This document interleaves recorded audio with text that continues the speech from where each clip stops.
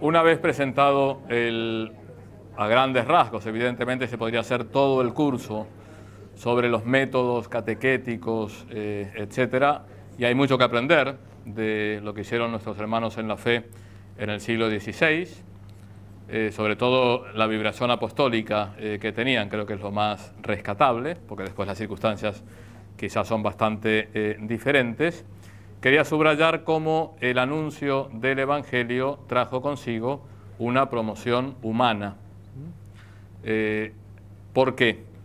Porque el Evangelio nos presenta a Jesucristo y, como dice el Concilio Vaticano II, en concreto la Constitución Gaudium et Spes, Jesucristo manifiesta el hombre a todo hombre.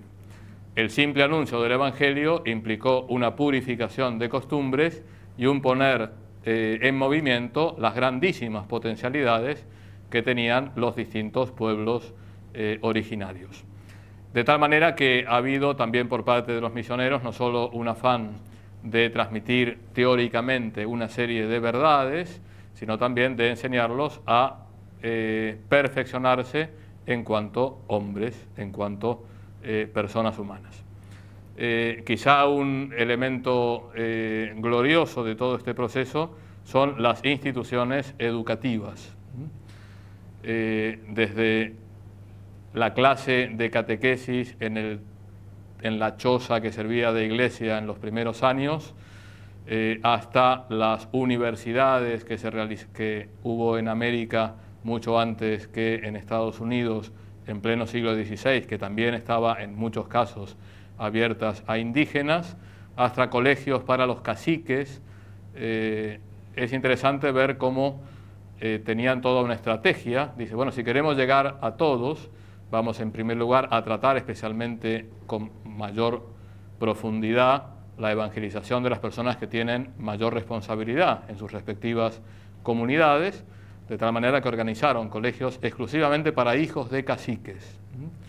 Hay un colegio que se llama Santa Cruz de Tlatelolco, en México, en donde los mismos indígenas hablaban perfectamente latín, y es impresionante. Manifestación también que no tenía ningún sentido una distinción de nivel de inteligencia por motivos raciales, sino que cuando uno se cultiva y se educa, todo el mundo puede llegar a un nivel muy alto. Escuelas para niñas, otra vez vemos cómo el Evangelio lo que hace es promover la dignidad de las mujeres. Escuelas de artes y oficios, basta recorrer un poquito América para ver toda la imaginería religiosa, tanto escultura como pintura, todos los muebles son realizados por indígenas con una grandísima calidad artística, estilística. En el caso de las misiones jesuíticas, un jesuita alemán decía que los indios tenían, por lo menos los guaraníes que les tocó evangelizar, una gran capacidad de imitación. Es decir, que se les ponía un modelo e inmediatamente lo podían reproducir muy bien, y cosas técnicas muy complicadas, por ejemplo, órganos musicales. Tan es así que este hombre, que era organista, decía que a veces no sabía distinguir entre el órgano que había llegado de Alemania y el órgano hecho por los indios. En cambio, le faltaba mayor capacidad creadora, eran más imitadores que creadores. Eso con respecto a los guaraníes. En otras partes, al contrario, donde hubo culturas con mayor tradición de artesanía, de arte, etcétera, cosa que los guaraníes tenían muy poco, hay una presencia mucho más fuerte del elemento indígena que el elemento europeo en las manifestaciones, por ejemplo, de arte religioso. Me refiero a la escuela cusqueña, a la escuela quiteña, que son realmente una maravilla. Bien, con lo cual, educación, centros educativos. También la consolidación de la institución familiar. En primer lugar, la erradicación de la poligamia. Ya digo que esto causó bastantes problemas y muchas muertes, muchos mártires, pero no podían los misioneros ceder. Eso también es algo que, visto desde el siglo XXI, podemos aprender, esa intransigencia en la doctrina y a su vez una comprensión infinita, paternal y maternal con los indios, que evidentemente no tenían ninguna formación y que tenían muchas lacras morales que venían desde hace siglos, como lacras morales también había en Europa y en África y en Asia. El trato paternal de los misioneros fue un elemento clave para que se acercaran al Evangelio. A su vez tenían una gran autoridad moral, porque veían, por ejemplo, que trataban de vivir pobremente, que no se aprovechaban de los bienes materiales de los indios, que vivían como ellos, y eso inmediatamente los acercó. Entonces, la purificación de las costumbres familiares, la separación de sexos entre chicos y chicas en las habitaciones, costumbres higiénicas, bien que significaron un gran progreso también para la vida ordinaria de todos los días. Ya dijimos cómo las propias culturas autóctonas se beneficiaron con la escritura. No había escritura en América, había una escritura jeroglífica o ideográfica en aztecas y mayas. Entre los incas estaban los quipus, que eran una serie de nudos, que alguna vez se pensó que era una escritura, pero que es simplemente un sistema, aparentemente, un sistema de contabilidad. Bien, entonces, el haberles enseñado a leer y a escribir y la gramática y el vocabulario, eso implica que un desarrollo y una perseverancia en sus categorías culturales fantásticas. Bien, de tal manera que, lejos de el etnocidio del que se habla, ha habido un elemento de promoción humano profundo. Aunque, según la mentalidad del siglo XVI, los misioneros no se propusieron simplemente la promoción humana, sino que lo que querían es que los indios se convirtieran en cristianos, y siendo cristianos podían ser más personas humanas, en el sentido de que podían vivir más en plenitud su dignidad. Eso es interesante porque cuando lleguemos al fin de este curso, si es que todavía queda gente en el público, hablaremos mucho de la teología de la liberación, donde hay elementos muy positivos y otros no tanto, pero muchas veces el anuncio del Evangelio fue sustituido por la promoción humana, mientras que acá fue la consecuencia del anuncio del Evangelio la promoción humana. Me contaba un obispo auxiliar de Buenos Aires con el que comí el otro día, que ya en los años 70, ahora las cosas están mucho más serenas, algún sacerdote que iba a alguna villa miseria, estaba ahí construyendo una casa, etcétera, y venía la gente a decir: ¿usted cuándo bautiza? Dice: no, yo no vengo a bautizar, vengo acá, vamos a construir las casas, vamos a tratar de que haya agua potable. Dice: sí, bueno, pero ¿cuándo bautiza? ¿Cuándo confiesa? ¿Cuándo celebra misa? Porque era lo que quería la gente, lo cual no significa que estaba muy bien tratar de que hubiera agua potable y todas esas cosas. De tal manera que se dio en los últimos decenios como una sustitución del anuncio evangélico por la promoción humana, sin entender que la promoción humana es una consecuencia de ese anuncio del Evangelio. Y lo vemos fundamentalmente en el proceso de evangelización de América. Si uno estudia un poquito la historia de la Iglesia en América Latina, verá que un elemento presente desde el siglo XVI hasta el siglo XXI es una actitud de denuncia de la Iglesia, lo que se llama una denuncia profética contra las injusticias. Lo vemos en la teología de la liberación, lo vemos en muchísimos obispos que han alzado la voz muy fuertemente en contra de injusticias sociales, lo vemos hoy en la inmensa mayoría del episcopado latinoamericano, que habla con gran valentía sobre la defensa de la vida, desde el momento de la concepción a la muerte natural, o la defensa de la familia, y es una tradición que empieza en el siglo XVI. De tal manera que los misioneros no solo evangelizaron, no solo hubo promoción humana, sino que también desarrollaron esta función profética, esta denuncia profética, que fue muy importante. Y añade un elemento más para superar la dialéctica leyenda negra, leyenda dorada, porque si hubo muchas denuncias de injusticias es porque hubo muchas injusticias, leyenda negra, pero precisamente hubo muchas denuncias de esas injusticias. a la conciencia española le remordía la conciencia. Entonces, tan español era el conquistador malo como el fraile que denunciaba, o tan español era el conquistador bueno como el fraile malo que venía aquí a robarle el oro a los indios, que también los hubo. Bien, por lo tanto, ni negra ni dorada, sino tratemos de hacer historia científica. Bien, entonces, las denuncias comienzan en 1511 en un famoso sermón de Antonio de Montesinos, uno de los primeros dominicos que llegó a América, en la isla española, actual República Dominicana. Era el primer domingo de Adviento, en donde se habla esta es la voz que clama en el desierto, es el texto litúrgico. Y entonces Antonio de Montesinos estaba todo Santo Domingo reunido en la iglesia, desde el hermano de Colón, no, el hijo de Colón, hasta, bueno, los grandes señores, etcétera. Dijo, bueno, esta voz que clama en el desierto dice que están todos ustedes en pecado mortal, porque tratan muy mal a los indios, que también son personas humanas, etcétera. Entonces, desde Antonio de Montesinos hasta el 13 de abril de 2011, la Iglesia no ha cesado de ejercer esta misión, que es una misión muy importante. La denuncia sola no alcanza, hay que denunciar y hay que construir y hay que hacer.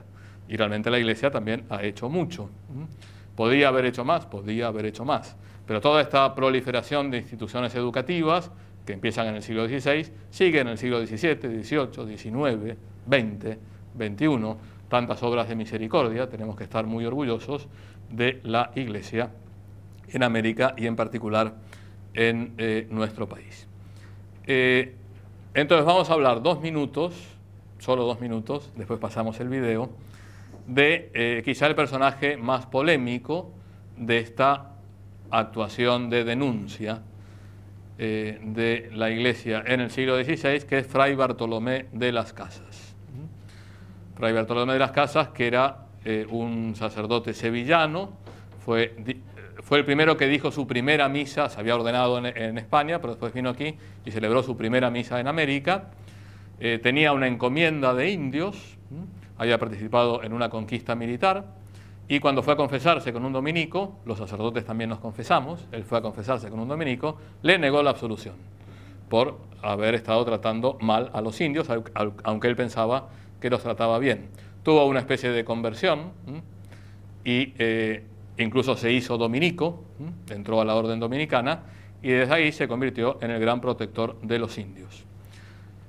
Entonces es un andaluz visceral que estuvo continuamente denunciando atrocidades reales y atrocidades exageradas, que tuvo acceso hasta el emperador. O sea, es impresionante la libertad de opinión que había en la España del siglo XVI, la España inquisitorial, en donde Bartolomé de las Casas podía publicar libros totalmente antioficialistas, porque decía, bueno, acá estamos matando a millones de personas. Es quizá la palabra que más recurrente en Bartolomé de las Casas es millones. En ese momento decía cuentos de indios, millones de indios. Es un poco exagerado, los andaluces en general son bastante exagerados. Bien, entonces, ¿qué hay que decir de las Casas? Que era un hombre que estaba ciego por la justicia, que es una buena ceguera. Tenía pasión por la justicia, pero a veces quizá demasiado apasionado, y es interesante ver la polémica que tiene Bartolomé de las Casas con otros misioneros, no con el encomendero de turno que le van a quitar los indios porque los trata mal. Ahí es lógico que diga, Bartolomé de las Casas es un exagerado o es un mentiroso, sino frailes santos, como uno de los 12 apóstoles de México, llaman Fray Toribio de Benavente, donde presenta una visión contraria a la de Bartolomé de las Casas, citándolo incluso, diciendo, bueno, este hombre está exagerando demasiado. Con lo cual, creo que lo más rescatable de Bartolomé de las Casas es, por un lado, su pasión por la justicia, la libertad que tuvo para decir todo lo que tuvo, todo lo que dijo, sin sufrir ninguna persecución, y a su vez hay que ponerlo en su sitio. Hay mucha exageración, hay mucha dureza respecto a los españoles y demasiada comprensión por parte de los indios, donde le parece que es una historia de buenos y malos, y no termina de ver las atrocidades que también había entre los indios, como había atrocidades entre los europeos. Y, por ejemplo, incluso llegaría a justificar los sacrificios humanos, porque dice que es la mayor manifestación de religiosidad. Sí, muy bien, pero también es un concepto de dignidad de la persona humana bastante bajo y una religiosidad bastante cruel. Yo creo que es una figura rescatabilísima, pero poniéndola en sus circunstancias concretas. En gran medida ha sido el padre de la leyenda negra, sobre todo con un librito que se llama Brevísima relación de la destrucción de las Indias, que fue inmediatamente traducido al francés, alemán, inglés, flamenco. Fue ilustrado con un dibujante belga que no tenía mucho, o flamenco, que no tenía gran estima por Felipe II, ni muchísimo menos, de tal manera que eso fue como el panfleto que sirvió de base para la leyenda negra. Sin embargo, muchas de las cosas que denunció eran reales y queda en la historia de la Iglesia y en la historia de la evangelización como el símbolo de esta misión de denuncia profética, que es muy importante y a la cual la Iglesia en América Latina siempre fue fiel. Bueno, entonces vamos a ver ahora este video, son 20 minutos, después se quedan un minuto y les anuncio lo que vamos a ver el mes que viene, si quieren volver. Entonces, es un video hecho en Costa Rica y habla sobre la Semana Santa en la ciudad de Antigua. Como ustedes saben, Guatemala, la ciudad de Guatemala, hubo muchos terremotos allí, entonces esta es la tercera sede de la ciudad de Guatemala, que después hubo un terremoto en el siglo XVIII y se abandonó, y se fueron a otro lugar donde está la actual ciudad de Guatemala, aunque después se repobló, y se llama Ciudad de Antigua, Guatemala. Es una de las ciudades más lindas de toda América, donde se ve todo un pueblo totalmente indígena, y bueno, todas las tradiciones de la procesión. Habla un sacerdote que se llama el padre Gustavo González, un gran amigo mío, donde él es de Antigua y explica todo lo que él vivía en la procesión y cómo describe las vivencias de los ciudadanos de Antigua hoy, que son los descendientes de los indígenas. Vamos a ver las caras totalmente indígenas, para demostrar que las prácticas exteriores no son simplemente una cosa folclórica, no es algo superficial, sino que lo exterior manifiesta lo interior y que la religiosidad popular puede ser un momento muy fuerte de evangelización.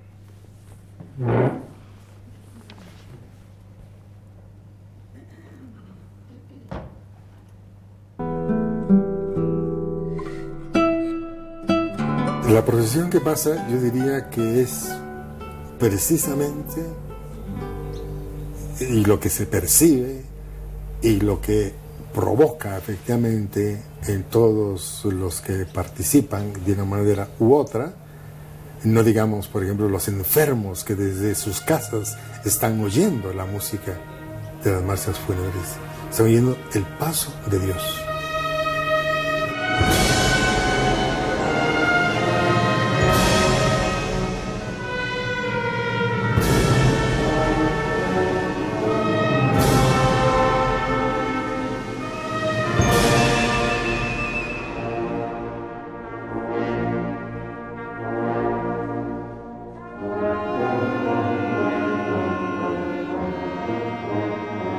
Pero el paso de las imágenes se percibe como el paso de Dios. Dios que está aquí, junto a nosotros, visitando nuestras calles, que está pasando delante de nuestras puertas, pero de nuestras casas y delante de nosotros.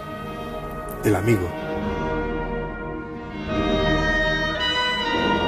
Podemos pensar en que en una procesión están, como que digamos así, los que van en la procesión. Y están los que ven la procesión. ¿Y qué es lo que están esperando? Usted mira los ojos de esos niños y lo mismo las mujeres y los hombres. ¿Qué están esperando? que pase Jesús, que pase la Virgen, y la mirada de Jesús se detenga sobre ellos. Es un instante. De repente no lleva ni un segundo. Esas imágenes, precisamente son imágenes procesionales. Entonces son imágenes que precisamente hicieron para ir en la procesión, y la procesión que van mirando a todos los que están alrededor.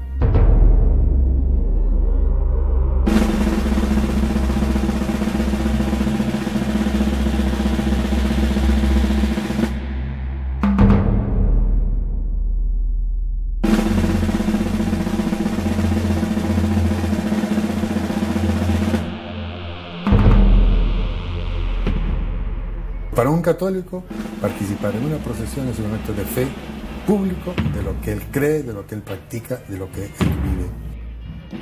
El caso concreto de la Semana Santa en la Antigua, pues es realmente aquella manifestación de todo el pueblo que cree en Dios, que manifiesta su fe y que quiere proclamar efectivamente ese agradecimiento suyo a Jesucristo. Y lo proclama así, de esa manera. Pues no le importa el sacrificio que tenga que hacer de caminar. Además, ordinariamente son días de mucho sol, de mucho calor, ¿verdad? Dios y cada persona. ¿Se acuerda seguramente en el Evangelio? Decir, como lo dice nuestro Señor, dice, tu Padre que ve en lo escondido. Pues esto es lo que ocurre. Hay una manifestación pública, solemnísima, majestuosa, pero no hay que perder de vista que lo que vale es lo que está escondido en cada uno de los que participan en cada una de estas procesiones.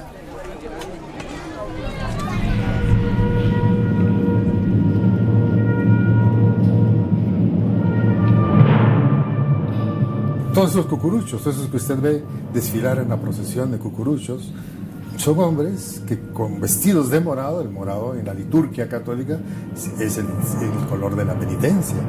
Ellos quieren hacer penitencia, se están reconociendo como pecadores. A mí me parece que es una cosa muy grande y que es una cosa digna de todo respeto y de toda admiración.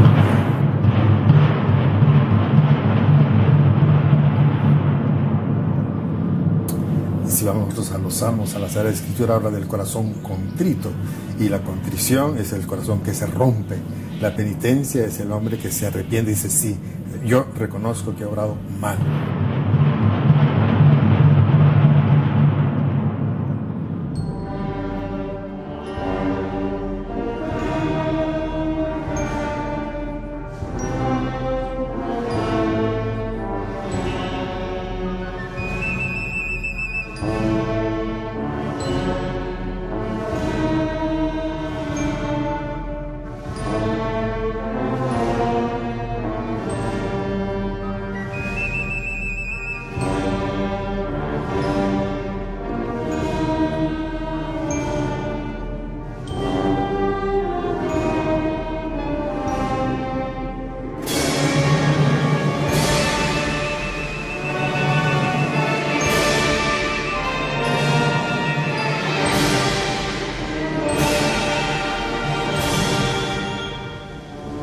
El desfilar como cucuruchos, o las señoras cuando cargan a la Virgen Dolorosa, están en cierta medida pidiendo perdón a Dios, pero también a toda la ciudad, a todos sus conciudadanos, a todos sus vecinos. Están diciendo, sí, soy pecadora, soy pecador, reconozco mis pecados, les pido perdón a Dios y les pido perdón a ustedes. Eso es lo que vivimos en la Semana Santa, en Antigua y en toda Guatemala.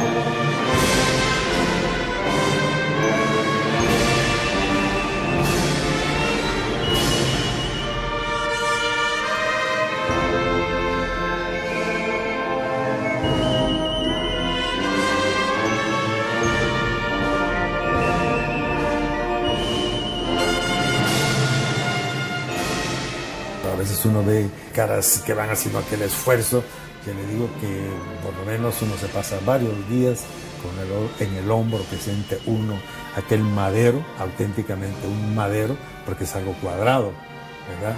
Que no tiene almohadilla, sino que es la pura madera con el filo, ¿no?, que lo marca efectivamente a uno y le deja, mi sensación, todavía lo recuerdo, es como si le dejara a uno, pero como planchado el hombro, recto, como si le hubiera enderezado a uno el hombro de aquel peso.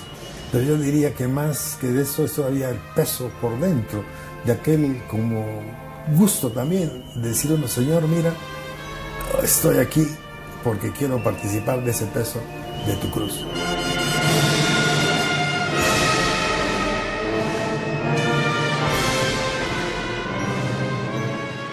Lo primero que se manifiesta pues es la emoción, es el sentimiento, que podrían tomar como provocado por todos aquellos elementos que concurren, las flores, los colores, la música fúnebre, pues la imagen, las personas conmovidas, pero no hay que olvidar, ¿verdad?, que ese sentimiento, ese afecto que está efectivamente pasando no solo por la imaginación ni por los sentidos, sino que está pasando también a la razón, que le está diciendo, aquí se está viviendo y se está recordando una gran verdad.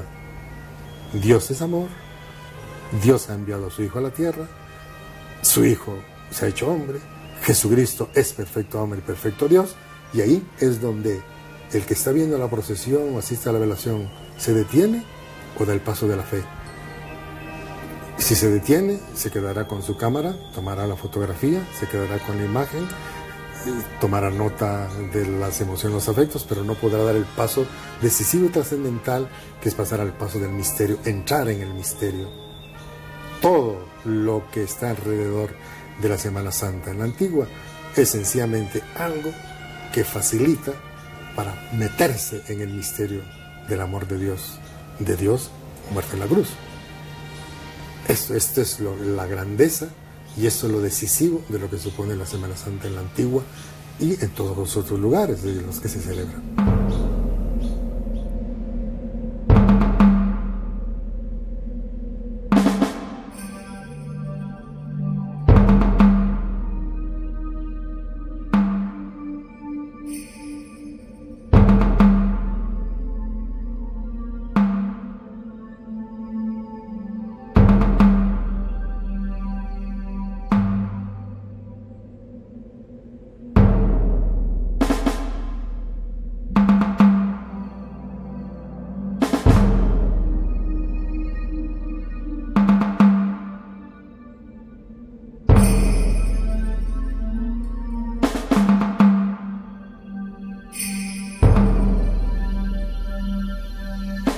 Angustias siente mi alma, angustias que son de muerte por puro amor. Amigo, ¿qué te he hecho? Amigo, oye amigo, ¿en qué te he contristado? Si siempre he sido tu amigo, ¿por qué me das hiel por vino? ¿Por qué al abrazo de amigo me respondes con lanzada? Pregunto, que no reclamo, pues sigo siendo tu amigo. Respóndeme si lo quieres. Yo solo quiero contarte. Angustias siente mi alma, angustias que son de muerte por puro amor.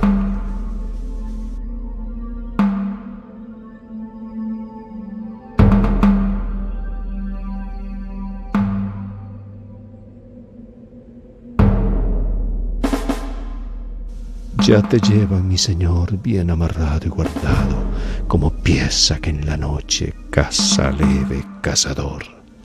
Como jabalí salvaje, como pantera furiosa, todo menos hombre, todo menos Dios, meto mi cara en el agua de los 24 pies.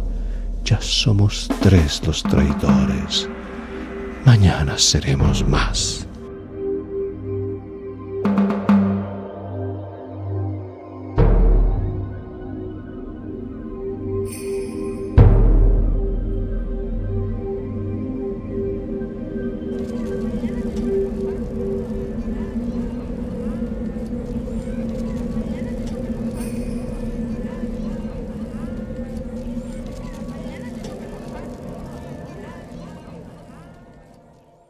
Pues son siglos y siglos que tenemos, siglos de tradición, y por lo tanto, pues algo que está absolutamente en la raíz misma de nuestra identidad, de lo que somos. Y precisamente por eso, lo más natural aquí, por ejemplo, en Antigua y seguramente en otros muchos lugares de Guatemala, aún en los juegos de los niños, de las niñas, muchas veces son en la casa, organizan procesiones, en el barrio organizan procesiones. Algunos de los amigos del barrio mismos se conseguían un crucifijo, y entonces allá en la casa con una bombillita, con un clavel, con una amapola, y después salía la procesión. En la noche pues eran los muchachos adolescentes de 6, 7, 8, 10, 12, 15 años, y lógicamente pues los de 15 años todos con una seriedad absoluta que llevaba a que la gente, que los vecinos también salían, iluminaban sus casas, hacían sus pequeñas alfombras, y todo aquello realmente, pues se imagina usted que era algo conmovedor, sobrecogedor. Sobre todo me parece, en lo personal yo le podría decir que eso a mí me enseñó a tratar a Jesús de tú a tú. De mi infancia, y no solamente la mía, sino seguramente de todos le podría yo afirmar que hemos aprendido a tratar a Jesús así, de esa manera. Porque lo veíamos como al lado nuestro, lo tratábamos así y queríamos compartir con Él efectivamente la cruz. Y luego, pues a la hora de la hora, ya cuando se llega a la edad y se tiene la estatura necesaria, y va uno, ¿verdad? Pues precisamente ya a inscribirse para que le den el turno para cargar, pues indudablemente pues, ahí se toma la estatura, se toma la medida para organizar los turnos. Los niños lo aprenden porque en la misma casa las conversaciones giran alrededor de la procesión. Muchas veces pues son niños que están allá preguntándole: papá, ¿vas a cargar este año? ¿No vas a cargar? Papá, ya tienes la túnica. Otras veces pues es la mamá también que está allá diciendo: pero mira, la túnica te la tengo que planchar, cuando te la vaya a planchar. Y entonces los niños indudablemente van entrando en ese ambiente, porque es ambiente de la familia. Aunque cargue solamente el papá, a veces el papá y la mamá cargan los dos, ¿verdad? Pues ahora que nos encontramos con que quieren ser vestidos de cucuruchos, y va aquel niñito vestido también con su túnica morada, ¿verdad? Y va de la mano del papá, o la niñita que va de la mano de la mamá.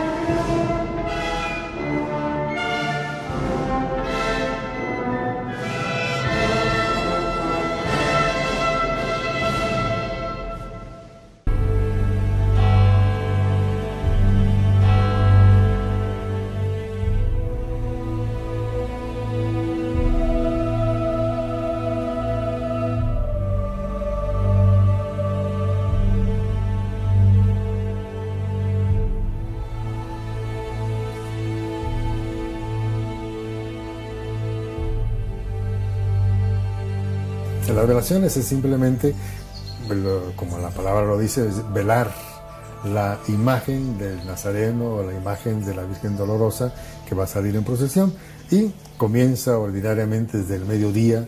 Está la imagen, se pone una decoración que varía según los gustos, ¿verdad? Según los artistas, ahí los artistas se lucen.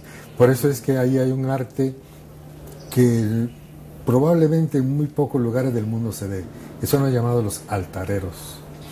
Un altarero ordinariamente se puede pasar el año entero preparando efectivamente lo que va a ser la velación. Y por eso es que las hermandades a veces, apenas ha terminado la Semana Santa, comienzan a preparar la próxima.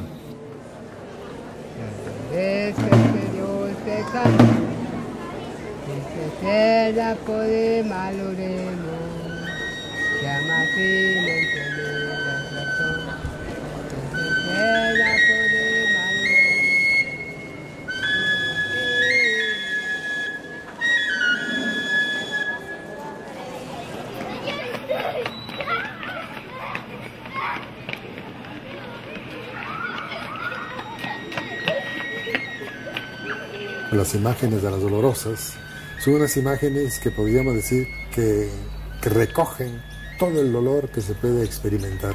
Es asombroso cómo estos artistas, esos talladores han conseguido esas miradas, esos rasgos, eso, digamos, esa boca, a veces esos labios entreabiertos, pero basta fijarse en ese rostro para decir, bueno, esta es madre, esta mujer es madre, pero es una madre que sufre, es una madre que indudablemente está empapada del dolor, y todo eso contagia, todo eso indudablemente se transmite.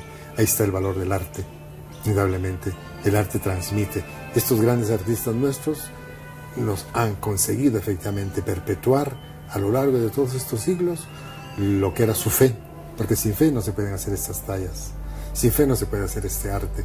Un arte sin fe, pues es un arte indudablemente que queda en la horizontalidad del hombre desesperado.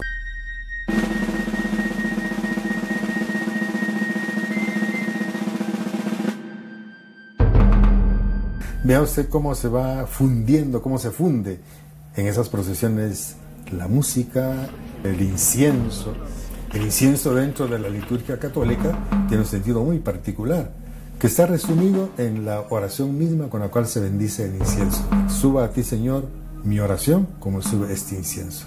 Con el incienso está subiendo la oración de todos los que cargan, de las mujeres que cargan a la Virgen y de todo el pueblo que está participando, ya sea como cucurucho, o sea, cargador, ya sea efectivamente como en las figuras que van, ha visto usted que van, pues unos que van vestidos de judíos, van los centuriones, van los personajes, pues esos hombres están viviendo su papel, pero no están viviendo como en el teatro, sino esos hombres lo están viviendo por dentro.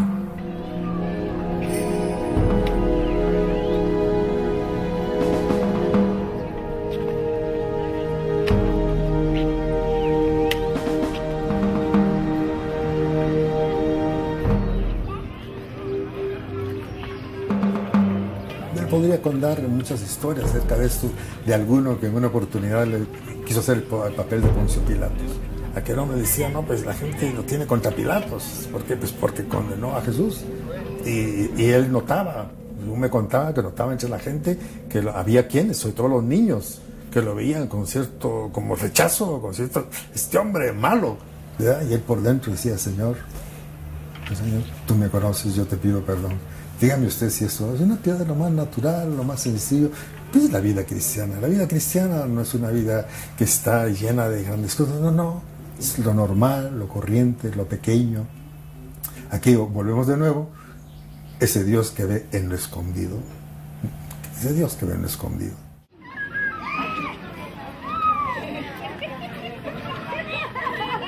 Las procesiones son un trabajo absolutamente de toda la ciudad y de toda la familia. Y de toda la familia, no solamente los papás y los hijos, sino que lógicamente los nietos, los bisnietos, todos absolutamente cooperan, cada quien, por ejemplo, pues los que son más, diríamos, con facilidades artísticas, pues son los que están ideando cómo va a ser la alfombra. Porque si recorremos toda la ciudad de la Antigua, nos vamos a dar cuenta de que no hay alfombra repetida, porque cada alfombra es la alfombra de esa familia. Y esa familia la ha pensado, esa familia ha buscado los moldes y lógicamente pues en todo eso hay un trabajo de todos, ¿verdad? Los que dibujan, los que van a hacer el recorte de lo que va a ser la plantilla que van a poner después, los que van a teñir el aserrín, los que van a ir a la aserradero a comprar el aserrín, pero vean todos una idea, van a la aserradero a comprar aquel costal de aserrín, pero sí, bueno, ¿para qué? Porque es para Jesús, ¿verdad? ¿Y qué ocurre muchas veces en los aserraderos? Bueno, pues que ya ni lo ven, dice, no, regalado, porque el del aserradero también dice, bueno, pues yo también. Por tanto, supone todo ese trabajo. Y saben que eso va, pues, el arte efímero, sí, el arte efímero, pero es como el gusto de decirle, Señor, todo eso absolutamente va a ser para ti, va a ser consumido en un instante, pero a mí me parece que el gran secreto, ¿dónde está? De que esta gente, que estas personas que hacen esto saben que ese instante, que es fruto de muchas horas de trabajo, es un instante que se está llenando de eternidad. Es un instante cargado de eternidad por Dios. Fortalecen la familia, la unidad de la familia y lógicamente como consecuencia de la ciudad. Que se repite, sin ninguna exageración, aquello que leemos en los Hechos de los Apóstoles. Era un solo corazón y una sola alma. Desgraciadamente a veces pues, nos quedamos en la superficie y no llegamos a descubrir eso profundo. Pero aquí estamos en el primer siglo del cristianismo. nos vestimos de otra manera, estamos en otro lugar, pero como ve usted, el cristianismo, el mismo, la fe, la misma, Jesús, el mismo, Dios, el mismo.